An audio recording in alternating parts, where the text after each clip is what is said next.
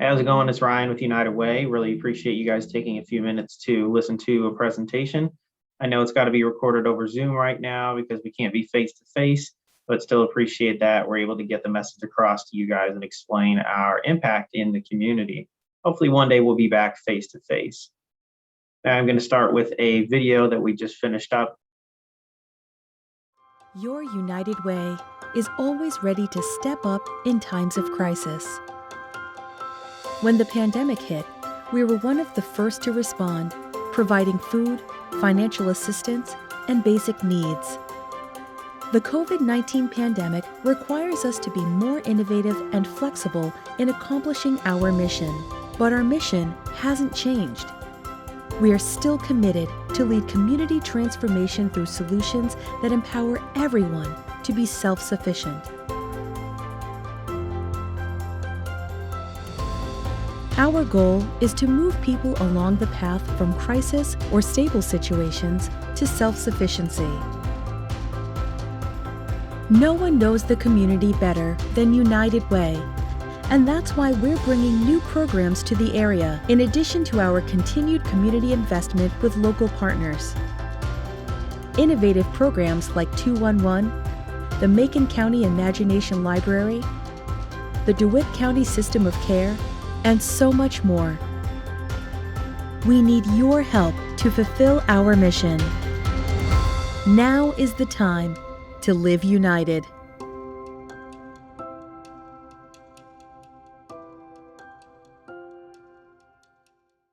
Thank you so much for all your support of United Way.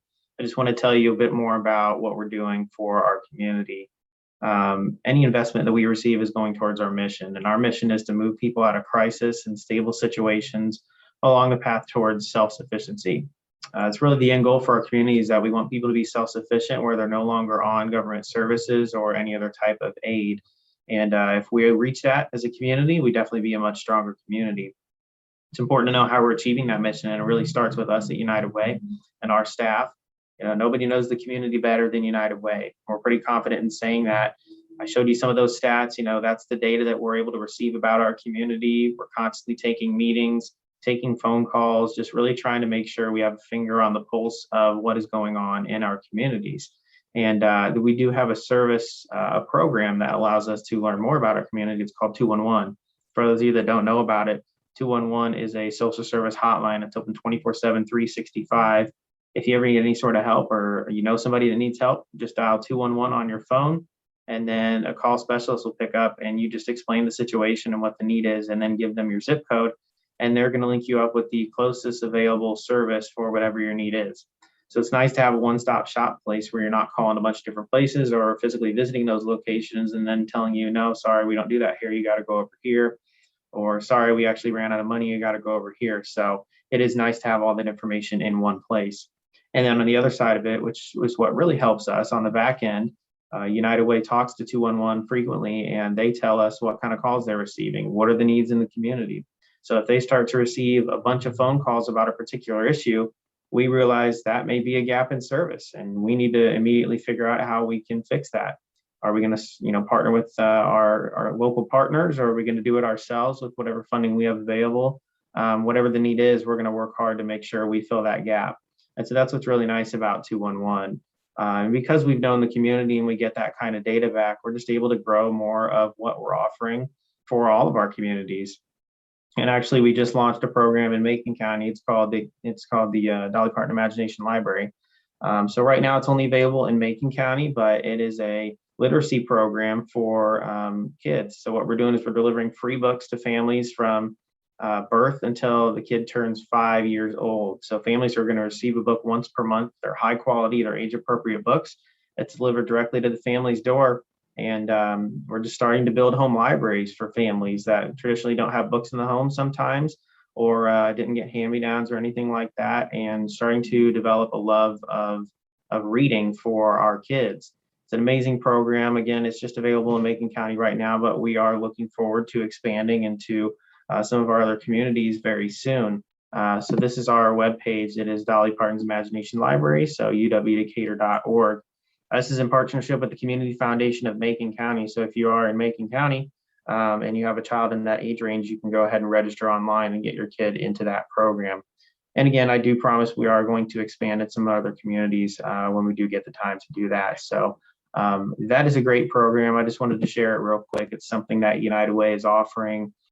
And then something else is the DeWitt County System of Care. It's kind of a wraparound services for families that may have an individual child that is just needing some extra assistance. And it's making sure we get them all at one time. We don't have to send families to one place and then the other place. It is really a wraparound services program that is just making sure we're helping children at risk. You know, United Way is really the go-to agency for solving any community issues. Again, like I said, we get so many calls about any sort of issues. So that's the kind of thing that we do at United Way.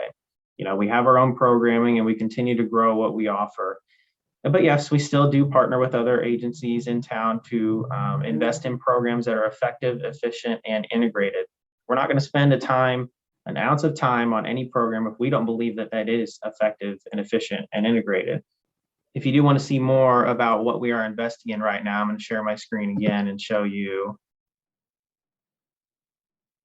our community investment page. Now this lists our community investment for Macon, DeWitt, Moultrie, Piatt, and Shelby counties.